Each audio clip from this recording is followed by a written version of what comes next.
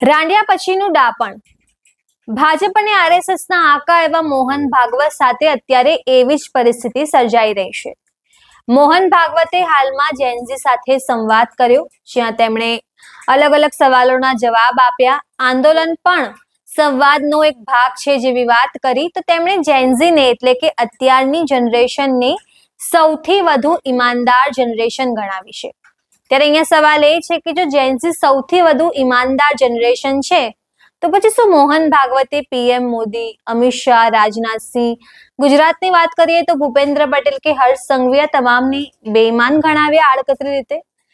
બીજો સવાલ અહીંયા એ છે કે જો જેનઝી સૌથી વધુ ઈમાનદાર જનરેશન છે તો પછી તમારી સરકારે અને તમારા જ પીએમ મોદીએ આ બાળકો ઉપર લાઠીચાર્જ કેમ કરાયો? નીટનું પેપર લીક થયું, ધર્મેન્દ્ર પ્રધાનના રાજીનામાની માંગ થઈ, ત્યારબાદ આંદોલન થયું.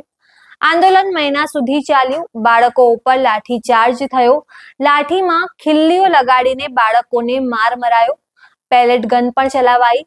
આટલું જ નહીં, એક બાળકની આંખ ફૂટી ગઈ, હવે એ આજીવન એને આંખ પાછી નહીં આવે. આટલી બધી ઘટનાઓ ઘટી છતાં મોહન ભાગવતને આત્મજ્ઞાન ના થયું. પીએમ મોદીની સરકારનો ઘમંડ આખરે ઉતર્યો અને ત્યારબાદ ધર્મેન્દ્ર પ્રધાને રાજીનામું આપ્યું અને હવે શિક્ષણ મંત્રાલય સોંપાયું છે પ્રહલાદ જોશીને. પ્રહલાદ જોશી પણ આરએસએસના કોટામાંથી આવે છે અને ધર્મેન્દ્ર પ્રધાન પણ આરએસએસના કોટામાંથી આવે છે.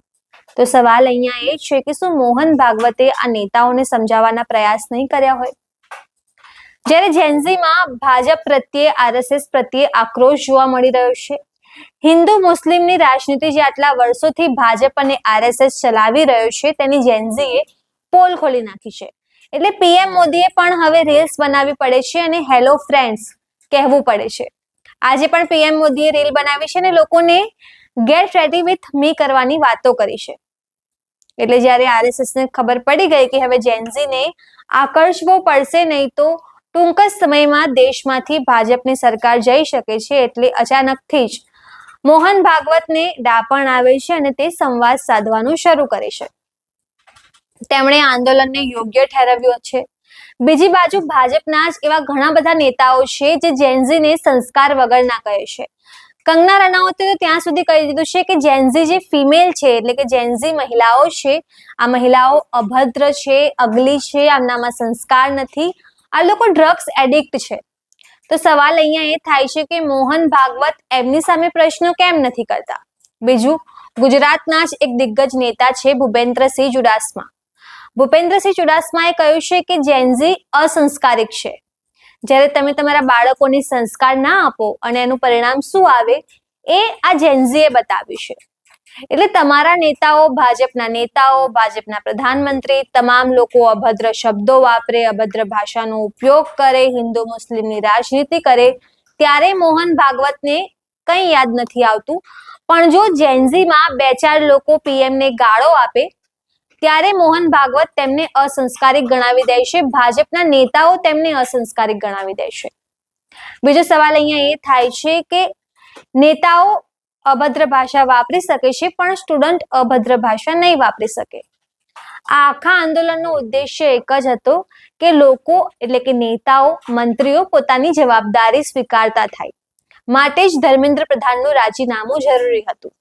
પીએમ મોદીને ત્યાં સુધી કોઈ ફરક ના પડ્યો, પણ જ્યારે તેમના ઉપર વાત આવી અને જેનઝીએ માંગ કરી કે જો ધર્મેન્દ્ર પ્રધાનનું રાજીનામું ના લેવાતું હોય તો હવે પીએમ મોદી પણ રાજીનામું આપે, ત્યાર પછી ધર્મેન્દ્ર પ્રધાનનું રાજીનામું અપાયું. આટલું જ નહીં, જો મોહન ભાગવતને જેનઝી સાચા લાગતા હોય તો તેમણે અમિત શાહને પણ સવાલ કરવા જોઈએ, કેમ કે દિલ્હી પોલીસ અમિત શાહના અંડરમાં આવે છે. તો જો દિલ્હી પોલીસ આ રીતે મહિલાઓને માર મારતી હોય, બાળકોને માર મારતી હોય તો તેમની સામે પણ સવાલ ઉભા થવા જોઈએ. પણ મોહન ભાગવતને આ બધું યાદ નહીં આવે. બીજી વસ્તુ, આંદોલનમાં પણ ફેરફાર કરવામાં આવે છે.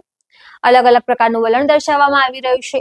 ઝારખંડમાં જે આંદોલન ચાલી રહ્યું છે ત્યાં સીજેપી પાસેથી જવાબ માંગવામાં આવી રહ્યો છે, અભિજીત દીપકે પાસેથી જવાબ આપવા માંગી રહ્યો છે.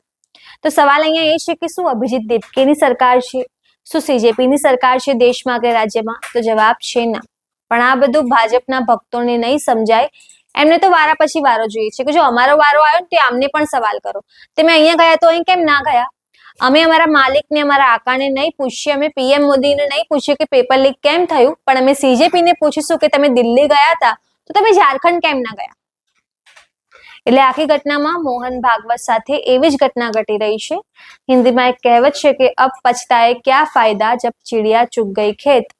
મોહન ભાગવત સાથે પણ અત્યારે એવી જ પરિસ્થિતિ સર્જાઈ રહી હોય એવું લાગી રહ્યું છે. ત્યારે તમે મોહન ભાગવતના આ નિવેદનો વિશે શું વિચારો છો, અમને જરૂરથી કમેન્ટ કરીને જણાવજો. અત્યાર માટે બસ આટલું જ. ધન્યવાદ.